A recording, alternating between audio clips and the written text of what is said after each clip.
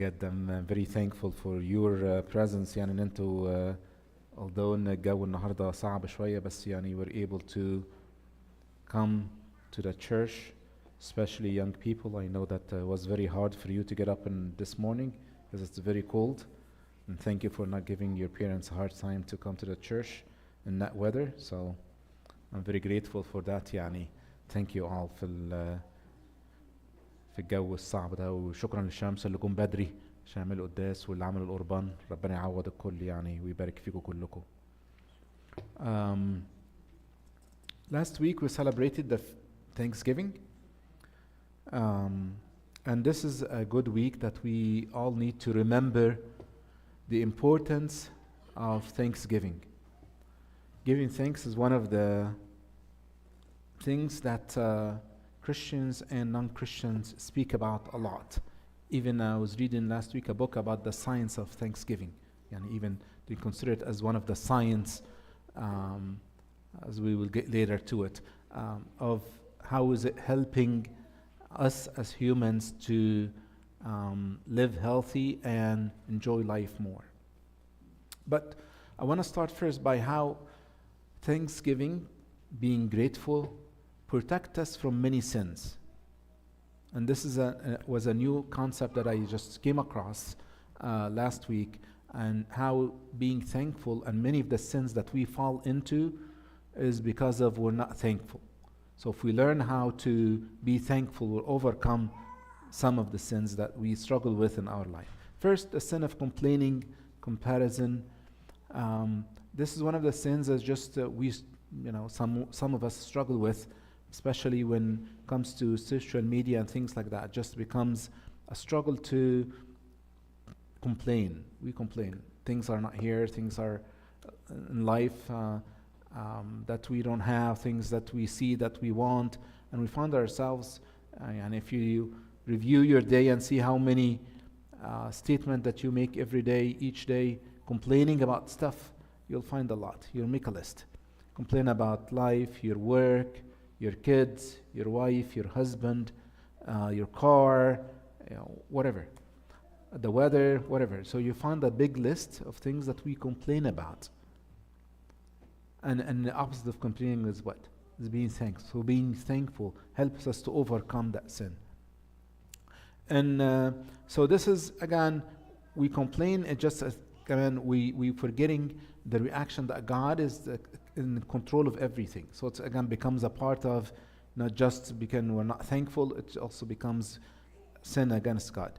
In Philippians, it says, do all things without complaining or disputing. So this is, again, it's doing all things. It's not just saying certain things or small things only, but also all things, and underline the word all. All things needs to be done without complaining. It's like, this is, again, a strategy that helps us to have a thankful heart. It's like, for example, if because of, we find ourselves like two friends, for example, they have the same phone, and they look at each other. If someone would say, okay, that my phone is old, I need a new one, I'm missing, I don't have that new AI stuff in my phone, and my phone is not fast enough, and someone might look at it and say, thank God that I have a phone that's working and it's very good. So both of them have the same thing, but again, one is thankful, someone else wouldn't be thankful. Again, thankfulness helps us to live a life that it helps us to be encouraged to live a life that's help us to be more thankful and have a grateful heart, overcome that sin of complaining. Also, sometimes the sin of complaining, it starts with a small thing. Sometimes we say, when I was just talking about the school, the homework, the car, small things. We're not complaining about big things that's against God or anything like that. But again, usually the heart's complaining about small things, and then it starts to growing, slowly becomes something that heart that does not trust God and control. Then becomes, when you get older, you find yourself complaining about your job. God is not control of my life. God is not control of my health. God is not controlling of what's going on. And you find yourself distrusting or not trusting God because your heart is not thankful for the things that God has blessed you with. Thankful heart sees all things coming from God's hand, even if it's not enough, even if it's just has some things that we want to change. But again, at the end, it's just all in the hands of God. So this is a thankful heart. A thankful heart help us to overcome the sin of complaining. So young people, kids, always remember to be thankful for the things that you have. Remember to be thankful for the house that you have, the cars that you have, your parents have, the schools, all things that you have that will help you not be complaining. Even the food that your mom makes, you should be thankful for that and not complaining about she's not making the kind of food that you like. Again, there is food on the table. So you should be thankful for that. Even the people of Israel in the wilderness, their first sin is complaining against God. God took them out of slavery and they went into the wilderness. They started complaining. They were slaves in Egypt, slaves. And now they're free. But they don't have some stuff that they used to have in Egypt. So they started complaining not having that kind of food that they used to eat in Egypt, but because they're in a desert. But forgetting that God took them out with a mighty hand from slavery. They were slaves, they're beaten, they died, no one cared about them. But now they're people of God. God is protecting them. They have the cloud at night. They have the sun guiding them in the morning. They have the manna, all that stuff. But again, they still complained. That's why their heart was hardened. Being thankful help us overcome the sin of complaining. Also, the sin of envy. Sin of envy is just what? I want what other people have. And I like that someone has a better car than me, like someone has a newer phone than me. That's the sin of envy. So the sin of envy says, God is not fair. How come these people have more than me? But a grateful heart would say, thank God for the things that He has given me. God is always good. You see the difference? That's the grateful heart. I would thank God for whatever things that He has blessed me with. But I think an envy heart would say, God is not fair. God is not giving me as other people. He has blessed them with these things. So envy and comparison are just, again, sins that we all fall into. But again, being thankful help us to overcome that sin. In Proverbs 14 it says, a sound heart is life to the body, but envy is rottenness. It's like cancer. In another translation it says cancer. It's like cancer to the bones. That's envy. Steals and kills from inside without even seeing it. That's envy, kills the heart. Social media magnifies that sin of envy and comparison between others. So because we see and compare, and media in general help increase that things that we see and hear. Again, in the world we'll see some stuff, but again, an envious heart will feel, look at social media and look at the ads and things like that in the stores and all that YouTube stuff. Look at that and say, an envious heart will look at it, okay, I want that, how come I don't have that? But a thankful heart will say, thank God for the things that I have. Thank God for He has blessed me with the things that I do have. Okay, but the envious heart will always look at the things that don't have and want these things that they don't have. And that's the danger of, the sin of envy and comparison. But being thankful will help us overcome that sin. So, without gratitude, envy or comparison will turn into resentment. Again, and that creates into another sin, which is resenting the things that I have. How come I don't have? God is not fair. My parents are not fair. My life is not fair. You hear the word unfair all the time. How come my parents are not allowing me to get me this and give that? That's again the sin of envy or comparison. And this is again, makes us lose the happiness or the joy of the moment and enjoy the things that God has blessed us with. Another sin, first, gratitude or thankfulness help us overcome the sin of complaining, and also help us overcome the sin of envy and comparison, and also help us overcome the sin of pride. Someone once said, pride grows when thankfulness disappears. I like that quote. Pride grows when thanksgiving disappears. When we are not thankful, pride grows. Because again, I think when we are thankful, we're saying, thank God for the things that I have. But pride says, what? This is what I made. I did this. I built this. I'm good at this. That's what I did. That's pride. But being thankful, everything I get, I feel like it's from the hands of God. That's a thankful heart. That's a thankful heart. That's where pride grows. I can do this. I can fix this. I can change this. I can conquer this. Again, thankfulness says, God gave me this, being intelligent. God is the one who blessed me with a good health. God is the one who blessed me with good careers. The God who has blessed me with a good family. God is the one who has blessed me with a good job.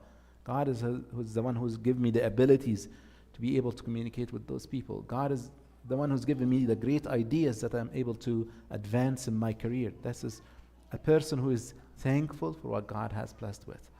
Someone who is not thankful, prideful person, say, I did this, I can do this. This is again pride, and this is the sin of pride that takes away the being grateful for what God has blessed us with. 1 Corinthians 4, it says, what do you have that you didn't receive? God is asking us. Everything that we have received from the hands of God. Every good gift and every perfect gift is from above.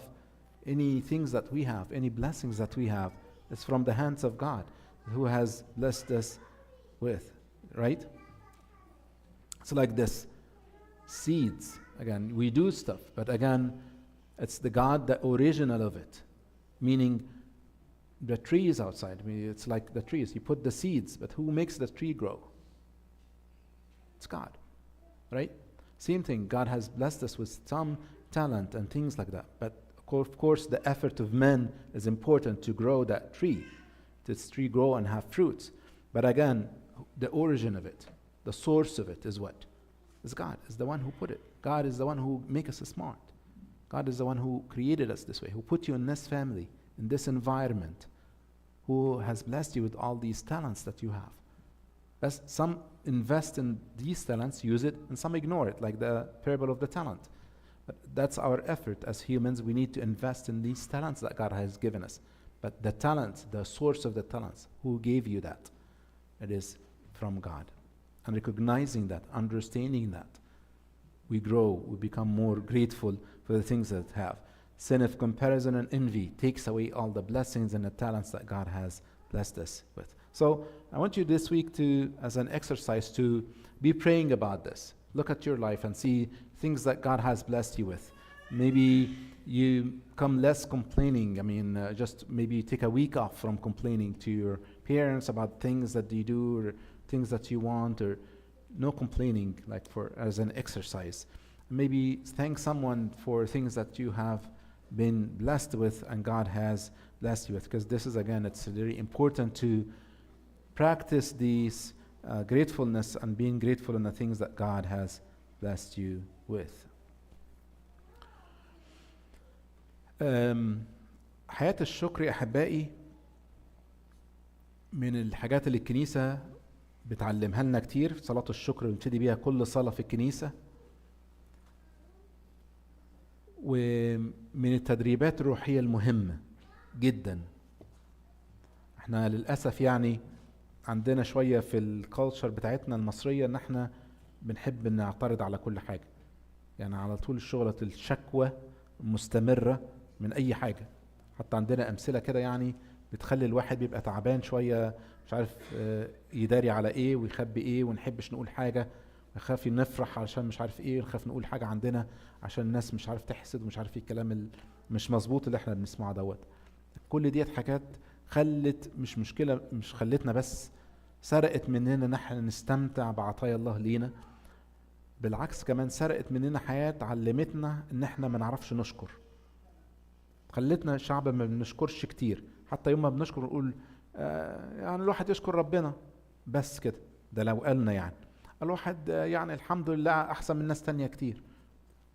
ده مش الشكر، مش ده الشكر اللي المفروض الانسان يفكر فيه. يعني الشكر دايما يعني من التدريبات الحلوه، واحد يمشي كده صلاه الشكر يقول فلنشكر صانع الخيرات. على ايه بقى؟ ده السؤال، على ايه؟ تعرف تعمل لستة كده تسأل ربنا شكرك على كذا وعلى كذا وعلى كذا وعلى كذا وعلى كذا. لو لقينا حتى فترة الشكر في الصلوات بتاعتنا نشكر ربنا مش عارف ايه كلمتين كده، وبعدين بقيت الصلاة بقى يا رب خلي بالك مش عارف مين، ويا رب خلي بالك مش عارف ايه، واعمل مش عارف ايه، وسهل الشغل مش عارف مين، ومين عيان نشفيه، ومين مش عارف خلي بالك منه. معظم الصلوات بتاعتنا واغلبية جزء كبير منها بيبقى مركز على طلبات، لكن الحياة الروحية الحقيقية هي حياة الشكر اللي بتملى الإنسان بقد ايه ربنا عمل معانا وقد ايه ربنا اشتغل في حياة كل واحد فينا. تقول لي يا ابونا بس صعب خالص الواحد يشكر في الفترات اللي بيبقى فيها الإنسان مضغوط، أو الإنسان اللي فيها حاسس إن فيه مشكلة، أو في وقت التجربة بيبقى صعب الإنسان يعيش حياة الشكر دي أو يدرب نفسه عليه. في كتاب حلو خالص وقرأه الأسبوع اللي فات اسمه Gratitude. يعني the key idea of the book is just what is the key of happiness is it's not appreciating what you already have. That's happiness. Appreciating is what, not wanting more, but appreciating what you already have. That's the key of being a happy person. So one of the things that I really liked انهم عملوا study في الكتاب دوت، كان بيتكلم على كتاب تاني حلو خالص. بيقول في كتاب دوت بيقول are you stuck in a gap or living in a gain. معلش هي الفكرة بس هشرحها بالعربي، بس هي دي فوربس المجلة ديت بتتكلم على الكتاب دوت. بيقول لك الفكرة بتاعت ازاي الانسان يعيش في فترة التجربة. طبعا الكتاب ده مش كتاب مسيحي اصلا خالص، ده بيتكلم عن حاجات تانية خالص، بس الكتاب بيتكلم على the gap and the gain. الفكرة بتاعته بيقول ايه؟ بيقول ان احنا دايما عايشين في هنا، مثلا انت هنا وديت الحتة اللي انا عاوز اوصل لها، تمام؟ ده الاهداف بتاعت الانسان. اوكي، الحتة اللي في النص دي هي المشكلة، دي بيسميها الجاب. I think they have a diagram right here. This is the gap between where you are, this is starting point, and this is the goals that I want to achieve. تمام؟ المشكلة كلها في الحتة دي اللي هي بيسميها الجاب. قال لك في كونسبت تاني بقى بيقدمه، احنا دايما بنقعد نفكر في الحتة دي وتعبانين فيها ان انا هنا ومش عارف اوصل. لا، في حتة تانية اسمها الجين، اللي هي انا هنا بس خدت خطوات، خطوة 2 3 بقيت هنا، تمام؟ So I'm here. So this is the gain. This area is called gain. And this is the gap. The whole thing is called the gap. لكن احنا دايما كشعب يعني أو معظم الناس اللي بتفكر في what they don't have this area، حتة الجاب، في ناس بتفكر في الجين. الفرق في السعادة بتاعت الإنسان أو بيخلي الإنسان شاكر دايما اللي دايما بيفكر في الجين، الخطوات اللي أنا خدتها. لو أنت على طول مركز في الحتة ديت هتبقى حياتك مختلفة. بيقول لك الإنسان اللي دايما عايش فكرة الجين دوت successful people, satisfied people, confident people, high self-esteem, enjoyment and optimism. Those who are living in a gain. أنا خدت كام خطوة، ده اللي مركز عليه. أنا دايما بقول إيه أنت فين؟ مش جايب إيه ليه؟ ومش واصل للدرجة ديت ليه؟ ولسه ما حققتش، مش هنوصل. ده اللي تايه، اللي عايش في الجاب between where the person is and a gain. اللي عايش في حياة الشكر دايما بيبقى عايش في حتة الجين دي. مهمة جدا الإنسان دايما يفكر حتى وأنا في وسط المشكلة، حتى وأنا في وسط الضيقة، خدت خطوات إيه؟ الحاجات الحلوة الصغيرة اللي حصلت. أما الإنسان بيركز على الخطوات اللي حصلت، نعم أنا ما وصلتش مثلا للمرحلة ديت، ما وصلتش للهدف اللي أنا كان نفسي أوصل، بس في خطوات حصلت. اللي بيركز على الخطوات ديت حتى في تربيتنا لأولادنا، خلي بالك من الحتة دي، بنركز على الخطوات اللي واخدينها، التغييرات البسيطة اللي بيعملوها، هتلاقي فيه سعادة، هتلاقي فيه إنسان بيحاول أكتر، بيوصل لطريقة أكتر. لكن اللي مركز على اللي لسه ما وصلش، أنت فين هتوصل، إمتى هتوصل، إمتى هتحقق، لكن بيركز على الحاجات الصغيرة اللي بتحصل، دي اللي بيسموها الجين، دي اللي بتغير طريقة الإنسان في التفكير في حياته بطريقة عامة. عشان كده تاني بشجع ان احنا بدل ما نقعد نعترض على الدنيا، مش الظلم ازاي بيحصل لنا، وليه الضيقات اللي عماله توصل لنا، وليه حياتنا مكركبه، وليه ما عندناش زي الناس التانية، وليه الدنيا ملخبطه معانا، وايه اللي بيحصل وما بيحصلش، ونقعد نعترض على كل حاجه. الانسان يفكر ازاي يبقى ثانكفul، ودي فعلا عملت تغيير كبير. تاني بقول لك حياه الشكر دي موجوده في حياه مسيحيين وغير مسيحيين. حاجه تانية بسرعه، انا عارف انا طولت عليكم، بس حاجة كمان جميلة عجبتني قريتها الأسبوع اللي فات. This is an article مكتوبة في UCLA, University of California LA.